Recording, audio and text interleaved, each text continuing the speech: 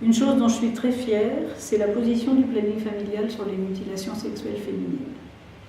En 1981-82, le regroupement familial est en œuvre depuis les années 79, fin des années 79-80. Et voilà qu'on constate que des bébés, des petites filles africaines, sont mutilées sur le territoire français. Alors il y a d'abord un pédiatre qui écrit au ministère de la Santé. Il est embarrassé parce qu'il vient d'avoir un nourrisson, une petite fille, une nourrissonne, mutilée. Qu'est-ce qu'il faut faire? Et on lui répond soigner l'enfant, bouge pas. Et puis voilà qu'il va y avoir des décès de bébés, de petites filles, mortes à quelques jours des suites de mutilations sexuelles féminines. Et c'est un gros choc. Et c'est un gros choc. Et c'est un gros choc pour les féministes, parce que nous sommes contre les violences à l'encontre des femmes. Donc, couper un morceau du sexe des femmes, pour nous, c'est insupportable. Et quand quelqu'un commet des violences à l'encontre d'une femme, nous sommes pour une sanction judiciaire. Et à ce moment-là, on va avoir des débats très lourds dans les courants féministes, entre celles qui disent, grâce à Linda Veil-Curiel, maître Linda Veil-Curiel, l'avocate de la Commission pour l'abolition des mutilations sexuelles féminines, celles qui disent, la loi s'applique, que l'enfant soit noir ou blanche, et celles qui disent, oui, mais la mère est elle-même excisée, elle ne savait pas, elle pensait que dans sa culture, il faut, etc., etc. C'est vrai que des féministes portant en justice et en accusation d'autres femmes, ça gênait aux entournures.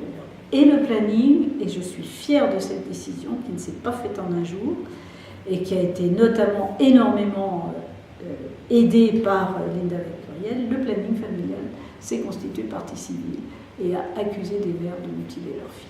Et ça, pour moi, ça a été quelque chose d'absolument capital dans notre capacité à reconnaître que la violence est inacceptable et qu'elle doit être sanctionnée.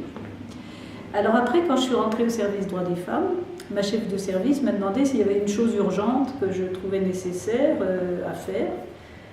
Donc j'étais seulement sur violence, IVG, contraception, je ne connais rien d'autre.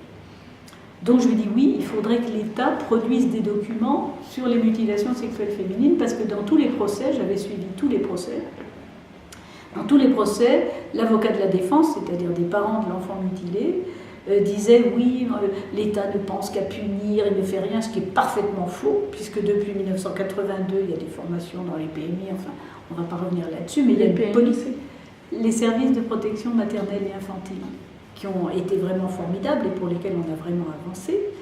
Donc je voulais que cette action préventive de l'État soit mise en lumière. Donc elle m'a dit, bah d'accord, fais un groupe de travail. Alors j'ai fait un groupe de travail avec l'ensemble des personnes qui travaillaient sur la question. Et je lui ai dit, on va avoir des problèmes parce qu'il y a les deux tendances, celles qui sont pour la pénalisation et celles qui sont pour l'éducation. En fait, on a fait le groupe de travail et les éducatifs s'étaient un petit peu régularisés sur les répressives, car on a vu que la loi répressive est préventive. Et donc on a fait un fascicule qui s'appelait « Nous protégeons nos petites filles », c'est-à-dire qu'on se mettait du côté des parents qui ne mutilent pas.